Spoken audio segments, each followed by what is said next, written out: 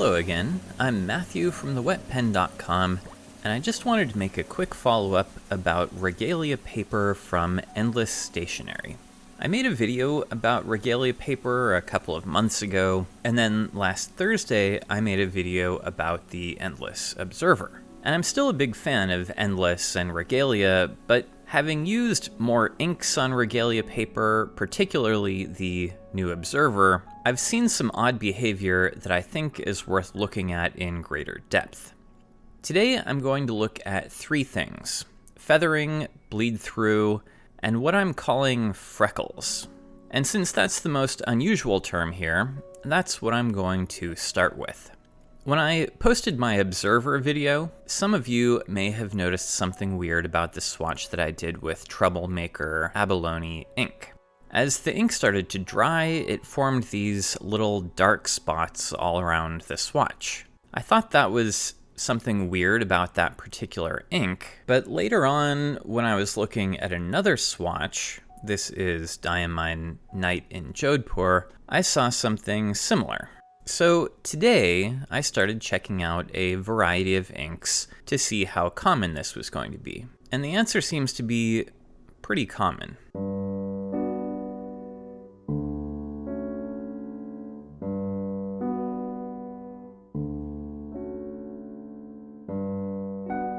But then I thought, wait a minute, what if this has something to do with the foam swabs that I'm using? Maybe the swabs are doing something to the surface of the paper. So I'm just going to do a couple of swatches of this ink on Observer paper using a paintbrush instead of the foam swabs. So again, here's the Krishna Bamboo. And we see the spots show up again.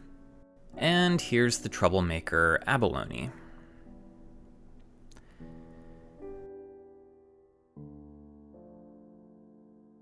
And the brush doesn't make any difference. As you can see, even when I use a brush, I still get freckles. Now I need to see whether this is something specific to the paper in my Observer notebook, whether it's Regalia paper more generally, or if it's a problem with the ink. So here on the far left, we have the Observer, then a sheet of Regalia paper from the Recorder, and then a sheet of Cosmo Air Snow. So starting off with some Monteverde Mandarin Orange ink, here we see that the Observer paper freckles as usual, pretty evenly around the whole swatch, and the Recorder paper doesn't really freckle much, but there's a little near the left edge, what would be the bottom of the page, and the Cosmo Air Snow is nice and smooth with no spots at all. Now, back to the Krishna Bamboo, here we see the same pattern. Some freckles all around the Observer paper. On the Recorder paper, there are no freckles except along the very bottom of the page, and the Cosmo Air Snow is nice and smooth. If we turn these sheets of paper over, the Observer paper bled through all over. The Recorder paper bled through a bit, but only in the area where there were freckles, and of course the Cosmo didn't bleed through at all. And we'll try this with one more ink just to confirm that this isn't a fluke. Here's Troublemaker Abalone, and we get the same results. The Observer is spotty, the Recorder is only freckly at the bottom of the page, and the Cosmo is fine. It seems like the only problem I'm having with the paper from the Recorder is near the bottom of the page. I'm going to get rid of this sheet of Cosmo and swatch the ink again in the middle of the page. This is a big swatch with very heavy ink in some places, and I'm not seeing any freckles at all. So it seems to me that the edge of this paper is either behaving differently because of being handled more, or its surface has somehow had a little bit more wear, or maybe during manufacturing, this edge of the paper didn't get the same surface coating as the rest. But in general, this problem is an exception rather than the rule with Regalia paper in the Recorder. Now, as long as we're looking at these swatches, let's take a look at the other sides of these sheets of paper and move on to the matter of bleed through. On the observer paper,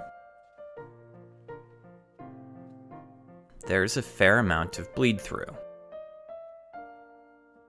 On the recorder paper, there's some bleed through down here at the bottom, which also happens to be where the swatch was a little freckly. But up here, where the swatch was really heavy, there's a blush of bleed through, but this is the same type that you'd see on Tomoe River, where ink has pooled for a long time, not the pinpricks of bleed through that we see down here. So let's try this again, with heavy ink, but not this heavy. Here I'll go with this Noodler's The Plains Blue Rainbow. Again, we'll start out with a swatch on the observer paper. Then I'll do one near the lower edge of the recorder paper, and then a good heavy one towards the middle of the paper. And I'll give that some time to dry and bleed through if it's going to. And notice that the freckling is especially strong in this area on the observer paper.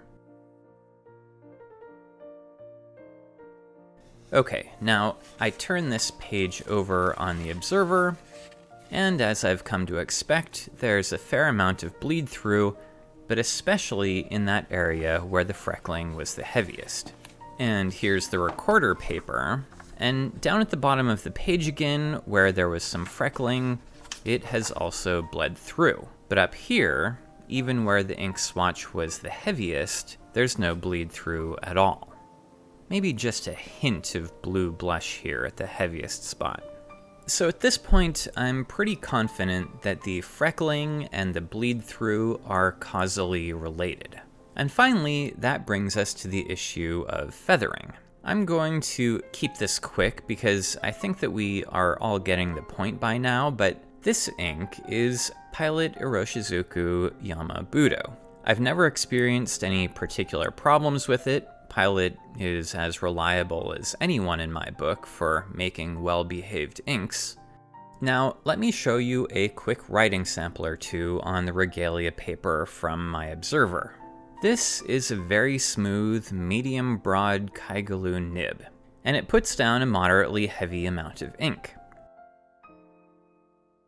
And as this dries, we start to see some feathering, but not all over. There are just specific points around the writing sample where it seems to have broken loose. I think that these are the spots that would have shown up as freckles in a bigger swatch, of course. I'll let this dry, and here's a closer look. Again, this ink should not be feathering, and it doesn't feather on the majority of Regalia paper in my Endless Recorder notebook either. Now, to tie this whole picture together, let's take a look at the backside of this writing sample. And as you can see, this bled through quite a bit. But you can see that the spots where it bled through the most are also the spots where it feathered, which are also, I believe, the freckles.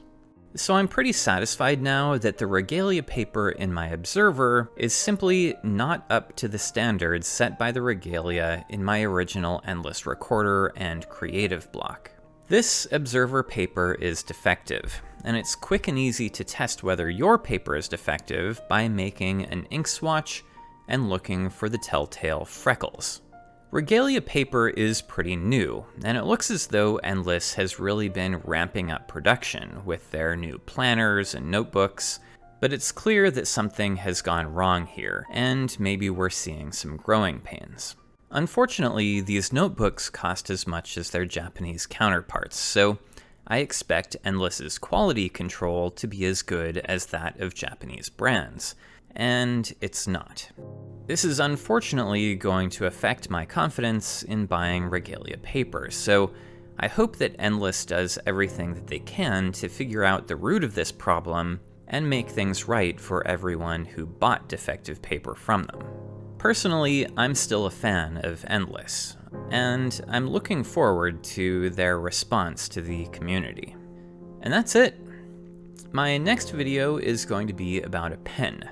If you haven't already subscribed to my channel, I hope that you'll take a minute to do that right now, And if you found this helpful, then a thumbs up is always appreciated. Take care everyone, and I'll see you back here soon with another fountain pen video.